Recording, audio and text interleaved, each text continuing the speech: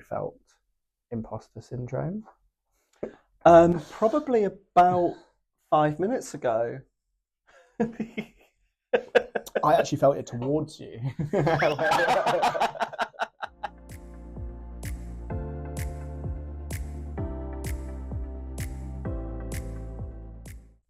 Imposter syndrome is rife, isn't it? Yeah. I don't think it will ever go away to some degree. No, I kind of hope it might lessen at some point. I think I'm seeing more and more people talking about imposter syndrome now. Does that mean that more people have got imposter syndrome? Does that mean that more people recognize it for what it is? A lot of that has changed recently in the corporate environment, I think.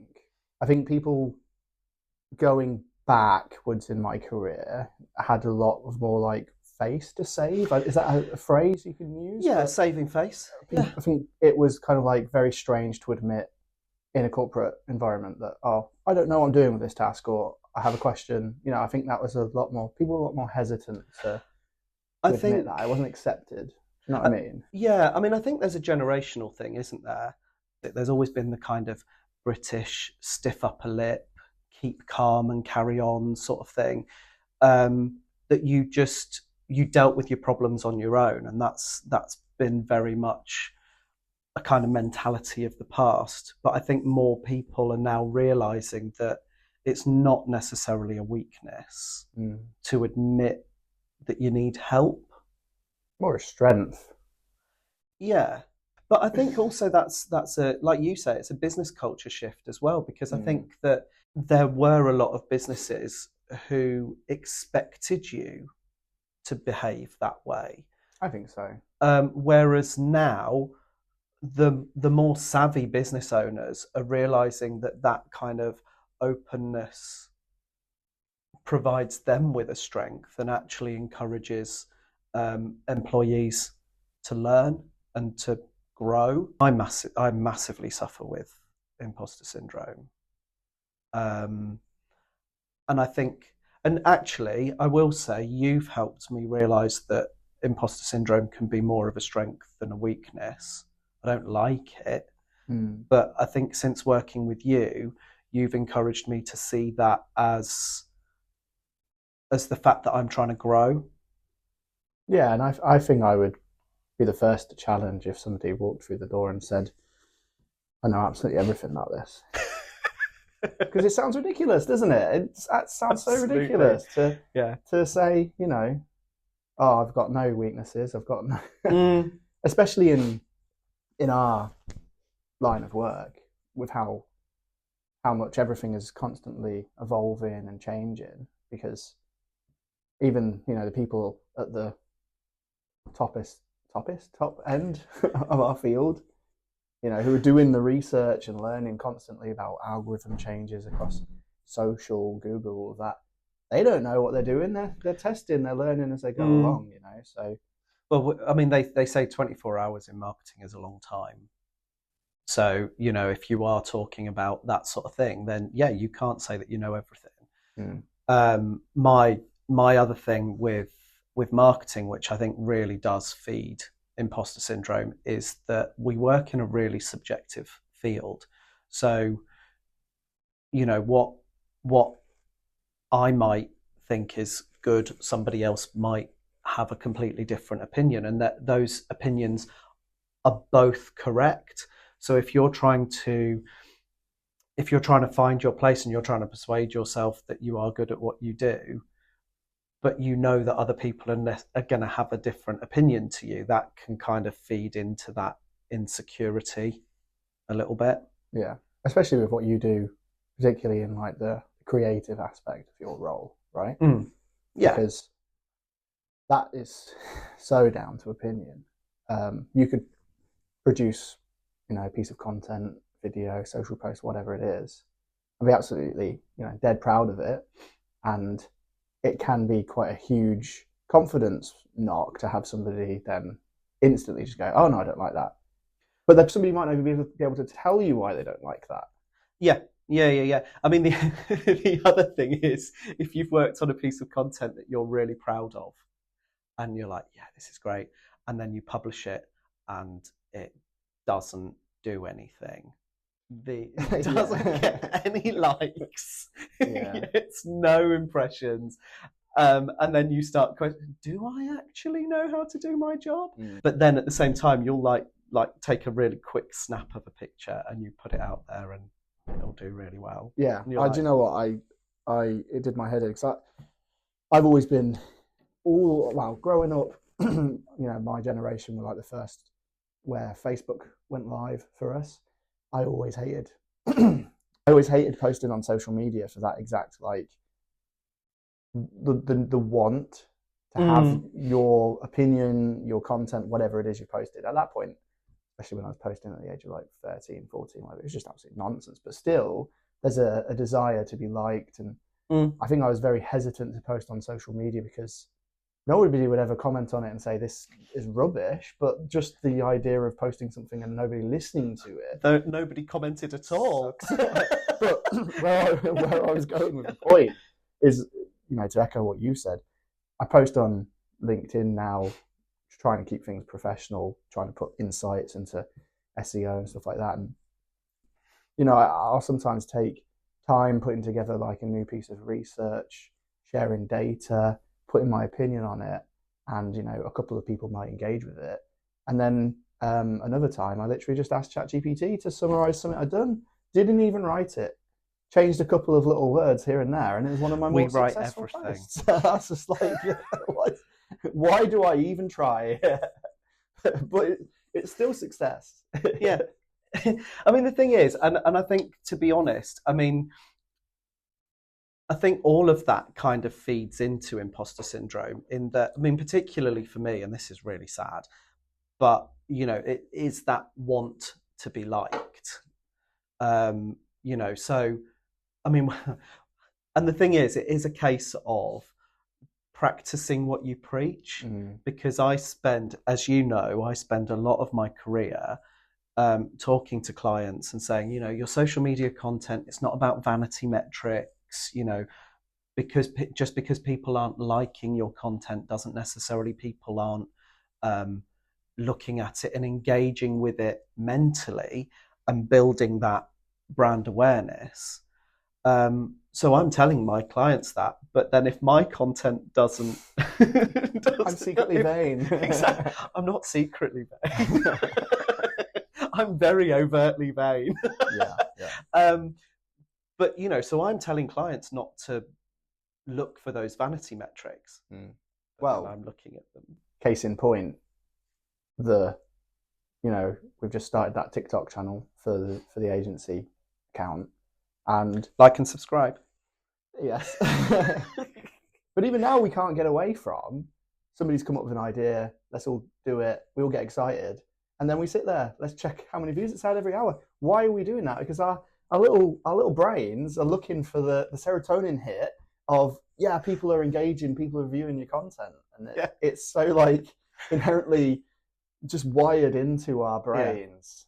And I don't think we'll ever get away from that need for, No, and I think, I recently published something on my LinkedIn page about imposter syndrome, because it has been a real issue for me, to the point where I've found it crippling, and I think that, because we've had conversations about it and that's where imposter syndrome does become a bit of a problem, where you've got these voices in your head saying, I can't do this, I'm not good enough.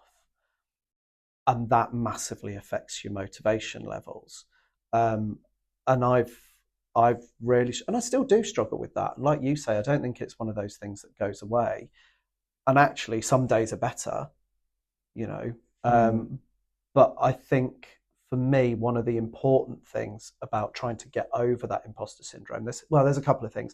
Firstly, have belief in the experience that you've got, but also you need that supportive environment around you. Because if you if you haven't got that support there, then the voices are right, in a way. Mm. You know what I mean? Yeah, yeah. I think what was a big game changer for me, it's going to sound weird, but coming to the realization nobody thinks about you ever. Oh. It sounds sad, but just hear me out. Everybody has got their own stuff going on. Yeah. They're busy. And everyone is so focused on what they're doing. Half the time, they're not paying attention to what you're doing. And I think that's one of the biggest worries is you're putting stuff out there, you think it's going to be criticized, critiqued. Yes, social media is a nightmare because people are really mean for some reason and throw little spiteful comments out, but you can shut that off hopefully. But I think when I came to the realization of actually, just get on with it, no one's really paying attention to it, I think it lowers the stakes a little bit. At least for me, that's one of my coping mechanisms, if that makes sense. But I want people to well, literally, you've been chatting about how much we want people to listen, but they don't. Although, I will also argue, as we were discussing earlier, one of those voices is my 11-year-old daughter telling me I'm cringe. Yeah, you could do anything. You could be an astronaut. You would still be cringe. That's feeding into my insecurities. But it is hard, but the other thing that came up when I posted about this on my LinkedIn page was I got quite a lot of engagement on that post. So, tell everybody that you're rubbish at your job. Maybe people do care. Maybe they do care. But actually, the overriding response that I got to that post was, you care about your job. And because you care about your job, you want to succeed. So those insecurities are coming from a place of wanting to be successful. I think if you care about your job, you will succeed. Though I think that's a fair point. That's a fair point. Shaun 2024.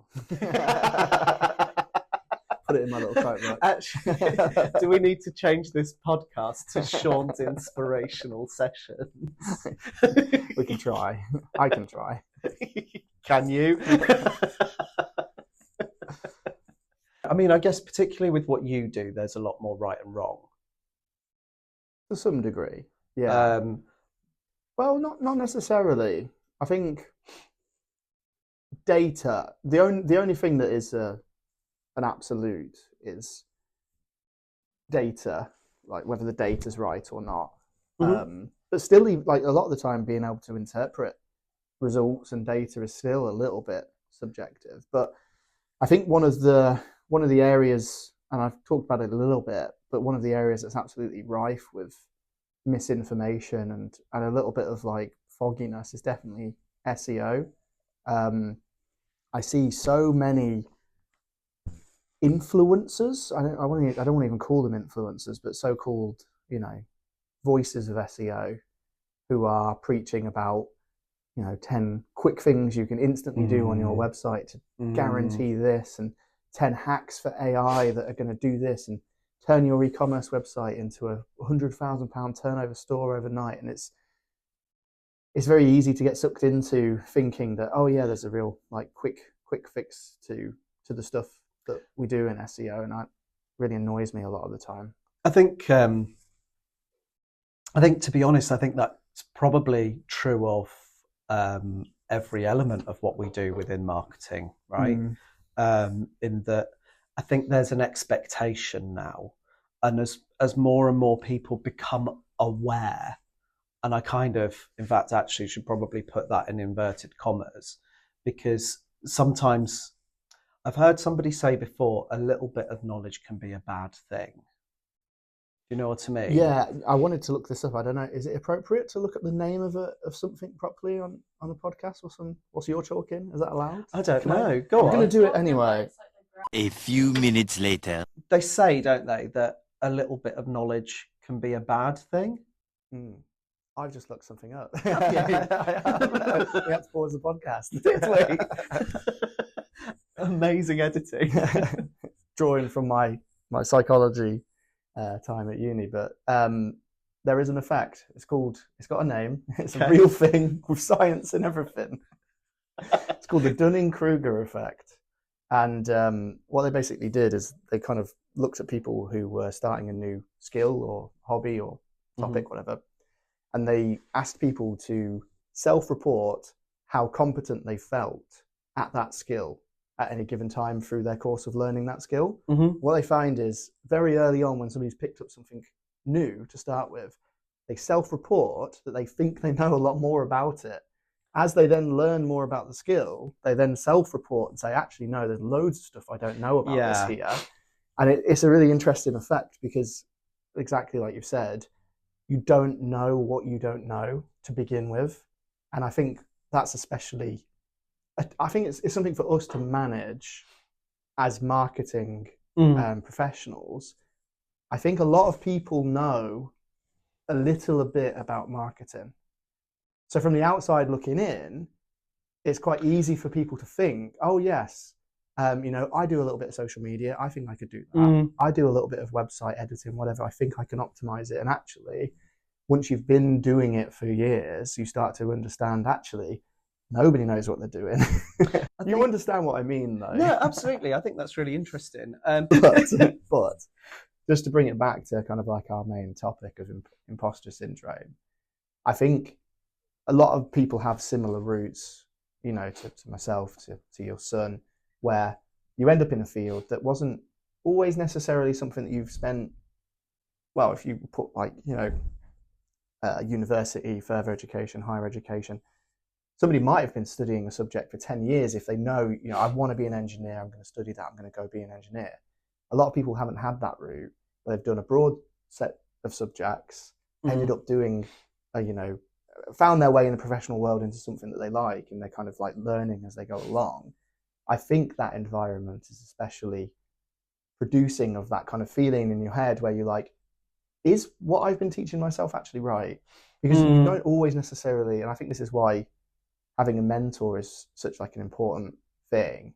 If you don't have that, you don't have somebody there to go like, no, you are doing a good job. Everything you're doing is right. You're problem solving, you're critical thinking.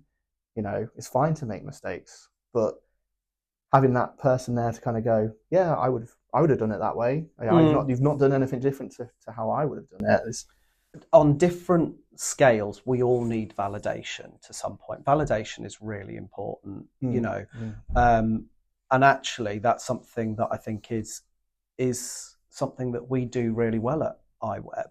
That can then end up help alleviate that imposter syndrome. If you know that you're being collaborative, it's not all your fault if it's wrong. No, that's not what I meant. No, but I think that's the environment we're in, though, right? We're in like, a small agency where we are coming up with new things. We're learning as we go because we want to be cutting edge, because that's our offering. As you scale up, there are strict processes to follow within, large agencies, organizations. So sometimes it is a little bit more clear cut. But then that's just you're not doing a thing that you should be doing. Not necessarily that you're getting it wrong. I would say, though, making mistakes and getting things wrong is part of the process. It's important, especially in like the testing like element of what we do. In particular with your role, right? You might come up with ideas and go, I think this is going to work, but it did not. But that's part of the process, right? Yeah, and it's part of that education. It's part of that learning, and like you say, we don't know everything. There's any other times you can think of that imposter syndrome has been maybe in roles before, or? What you mean? Not just today. Not just today. Yeah, I mean, I think it's one of those things where if as a manager, and you'll know this, as a manager, a lot of your job is having to give feedback and constructive criticism, right? So if you've been in a role where a manager hasn't given you constructive criticism, that massively plays into your imposter syndrome, because if you're just told, well, that's wrong, without any context or elaboration, then immediately you're just going to be, oh, okay, so I don't know what I'm talking about. And unfortunately, I have worked in some rather toxic environments before, which, that's a bit of a buzzword at the moment, isn't it? Toxic workplaces. We don't have one here. We don't talk about our exes. Yeah. Well, on your managerial point, I can think of a very clear example for me, which is when I started off kind of moving into managerial roles. I was fairly young, not like young, but I would say like mid-20s. And in one of the first teams I moved into, I was managing somebody who was probably about 10 years senior of my age. We're not talking about me, are we? Not talking about you. Just check that's more than 10 years. But I definitely had a thing in my head that was saying, is this person going to respect your opinion on things because they're more experienced in this role than you, they're more experienced in life than you? Like, how are you going to get this person to listen to you? Like I said, do they care? Like, are they going to respect you? So that was something I had to come to terms with, and actually everything worked out fine. There's no issues whatsoever, because I had a really great relationship with that person. They wanted somebody to come in and lead the team. They wanted to do that. And I think I had made it an issue in my head, but it wasn't an issue at all. Do you know what I mean? And I think that's a thing to take away from it a lot of the time. But coming into a new environment, I think you do have that thing, which is actually, was the person before me in this environment better? Are they not going to respect me because of that? Am I going to make wrong decisions? All that kind of stuff. But if you get on with it and you do a good job, I think people will respect you. I'm working in an environment that is incredibly supportive, and I know that I can ask those questions and say, look, whether it be that I'm saying, I don't know how to do this, can you help me? Or even, I've done this, not sure, what do you think?